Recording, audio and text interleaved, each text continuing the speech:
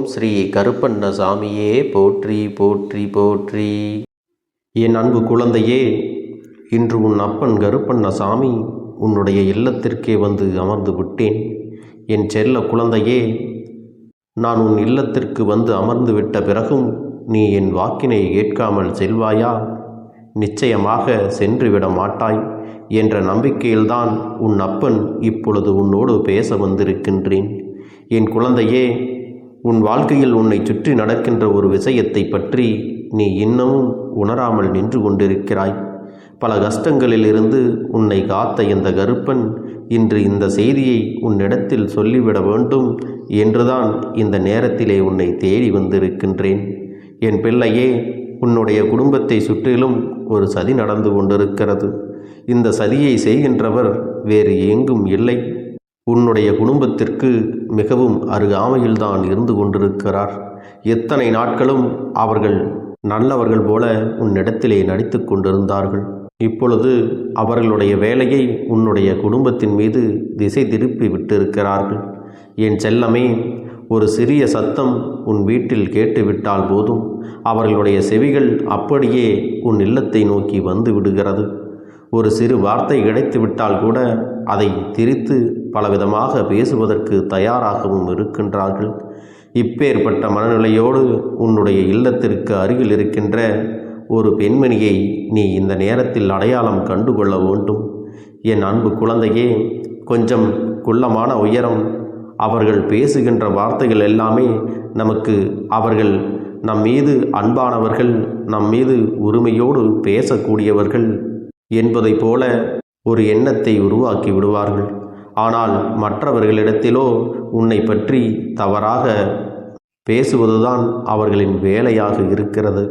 அது மட்டுமல்ல, படிப்பு அவர்களிடத்தில் அதிகமாக இல்லை என்றாலும் கல்வி சம்பந்தமான எந்த விஷயங்களை சொன்னாலும் அவர்களுக்கு அத்தனை எளிதாக புரிந்து விடாது.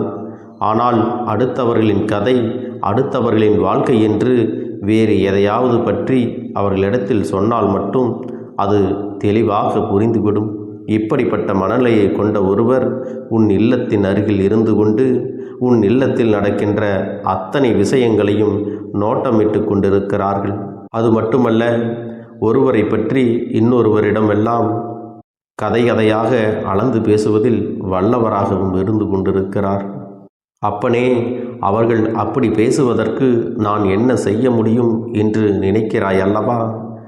என் அன்பு குழந்தையே, அவர்கள் இல்லத்திலிருந்து அவர்கள் நடத்துகின்ற இந்த நாடகத்தை எல்லாம் நாம் எப்படி கண்டுகொள்ள முடியும், நாம் எப்படி இதையெல்லாம் சமாளிக்க முடியும் என்று நீ நினைக்கிறாய் அல்லவா?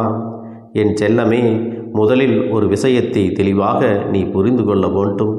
குடும்பத்திற்குள் நடக்கின்ற ஒரு விஷயத்தை ஒரு நாளும் அருகில் இருப்பவர்கள் கேட்கும்படி நீங்கள் பேசிவிடக்கூடாது. நம் குடும்பத்தில் நடக்கின்ற விஷயம் வெளியில் தெரிந்துவிட்டது என்றால் கண், காது, மூக்கு வைத்து ஒவ்வொருவரும் அவரது மனநிலைக்கு ஏற்றவாறு அந்த கதைகளை திருத்தி பேசி கொண்டிருப்பார்கள். அதன் பிறகு உன்னால் எதுவுமே செய்துவிட முடியாது. அதனால் விஷயத்தை வெளியில் விடாமல் பார்த்து கொள்வதுதான் உனக்கு மிகவும் நல்லது என்பதை நீ புரிந்து கொண்டால் போதும்.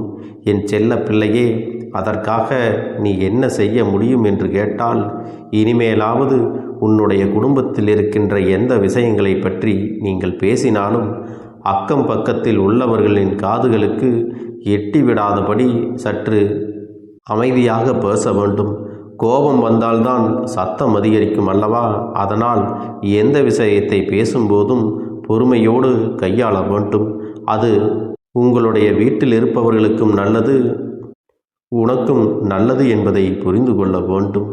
ஆனால் இன்னும் சிலர் இங்கே என்ன செய்கிறார்கள் தெரியுமா? தங்களுடைய உணர்ச்சிகளை எல்லாம் கட்டுப்படுத்த முடியாமல் மற்றவர்கள் இருக்கிறார்கள் என்று கூட பார்க்காமல் உணர்ச்சி வசப்பட்டு தன்னோடு இருப்பவர்களின் மனதினையும் சேர்த்து காயப்படுத்தி விடுகிறார்கள்.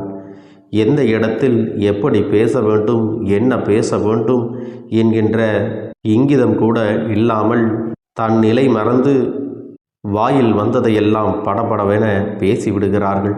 இதுவெல்லாம் தவறு என்பதை இவர்களுடைய பேச்சுகள் மற்றும் பிரித்து கூறக்கூடிய அந்த போலியான விஷயங்களை வைத்தும் உங்களுக்கு வரக்கூடிய அவமானங்களை வைத்தும் நீங்களாகவே இனி தெரிந்து கொள்ள வேண்டும். என் செல்லமே, எப்பொழுதுமே நீ மற்றவர்களை பற்றி சிந்தனைகளோடு இருந்துவிட முடியாது. அது ஒரு வகையில் உண்மைதான். ஆனால் அவர்களை பற்றிய சிந்தனை உனக்கு இல்லாமல் இருந்தாலும் உன்னுடைய சிந்தனைகள் அவர்களுக்கு இல்லாமல் ஆக்க வேண்டிய கடமையும் உனக்கு இருக்கிறது அல்லவா?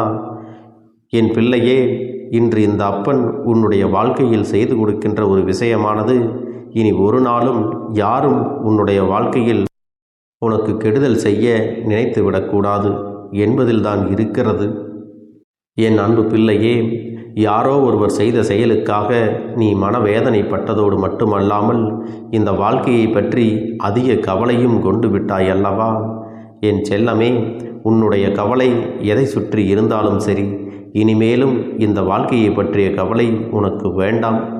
ஏன் தெரியுமா?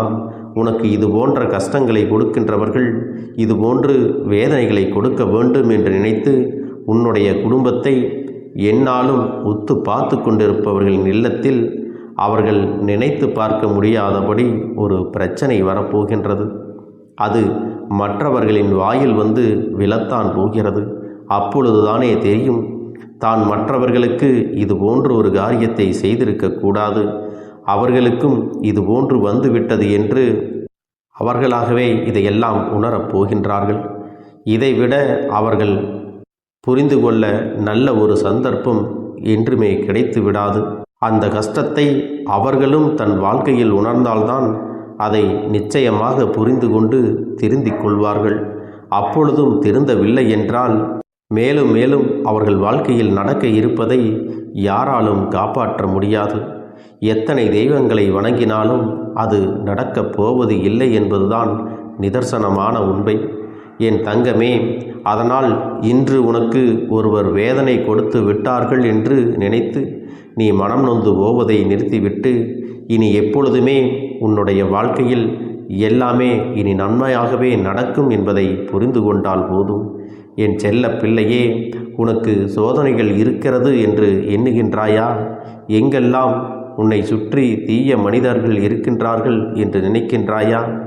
அங்கெல்லாம் நீ எந்தவித கஷ்டங்களையும் அனுபவிக்காமல் வெளியில் வருவது எப்படி என்றுதான் சிந்திக்க வேண்டும்.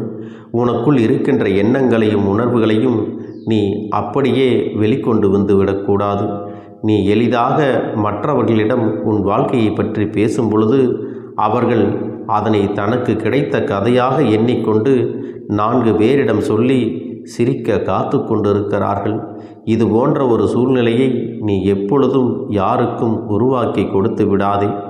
அவரவர் படுகின்ற கஷ்டங்களுக்கான பலனை நிச்சயமாக அவர்கள் அனுபவித்துதான் ஆக வேண்டும் என்று விதி இருக்கும் பொழுது உனக்கு செய்கின்ற துரோகத்திற்கான பலன்களையும் அவர்கள் நிச்சயமாக அனுபவிக்கத்தான் போவார்கள். என் அன்பு குழந்தையே, உன் வாழ்க்கையில் இது நாள் வரையிலும் நடந்ததெல்லாம் நடந்ததாகவே இருக்கட்டும். அவர்கள் கொடுத்த கஷ்டங்கள் எல்லாம் கஷ்டங்களாகவே இருக்கட்டும். அவர்களுக்கான நல்ல பாடத்தை இந்த அப்பன் நானே புகட்டிவிடப் போகிறேன். அப்பன் கொடுத்த தண்டனைக்கு பிறகுதான் அடுத்தவர்கள் வீட்டின் பிரச்சனைகளை எல்லாம் எதற்காக இப்படி பேசினோம், எதற்காக இப்படி திருத்தி கூறி அவர்களுக்கு ஒரு அவப்பெயரை ஏற்படுத்தினோம் என்பதையெல்லாம் அவர்கள் தன்னுடைய குடும்பத்தில் வரக்கூடிய பிரச்சனைகளிலிருந்து தெரிந்து கொள்ளப் போகிறார்கள்.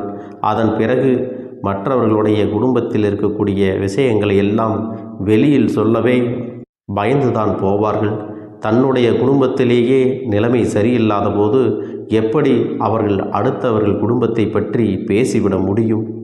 அந்த நேரத்திலே யாராவது, நீ மட்டுமல்ல வேறு யாராவது ஒருவர் மற்றவரை பற்றி பேசினாயல்லவா, இப்பொழுது உனக்கு என்ன கிடைத்திருக்கிறது என்று பார். அதற்கெல்லாம் தண்டனையாகத்தான் உனக்கு இந்த சூழ்நிலை வந்திருக்கிறது.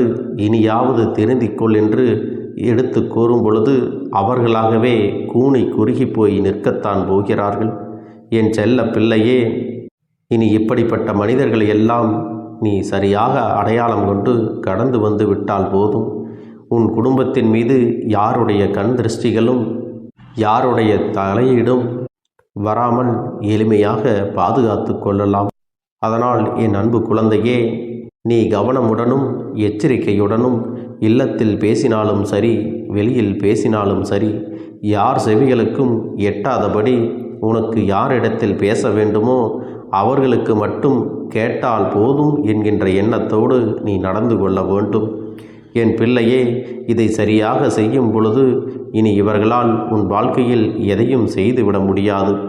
அடுத்தவர்களை ஏளனம் செய்தால் அது மீண்டும் தனக்கே திரும்ப வரும் என்பதை புரிந்து கொள்ளக்கூடிய காலகட்டத்தில் அவர்கள் நின்று கொண்டிருக்கிறார்கள். இனி ஒருபொழுதும் உன்னுடைய வாழ்க்கையை பற்றி பேசிவிடாதபடி இந்த அப்பன் ஒரு தண்டனையை கொடுத்துவிடப் போகிறேன். அதனால் என் அன்பு பிள்ளையே, நீ தைரியமோடு இனி உன் வாழ்க்கையை நம்பிக்கையோடு வாழ பழகு. என் தங்க பிள்ளைக்கு இந்த கருப்பண்ண சாமியின் ஆசீர்வாதங்களும் அன்பும் துணையும் என்றென்றைக்கும் முழுமையாக கிடைத்து கொண்டே இருக்கும்.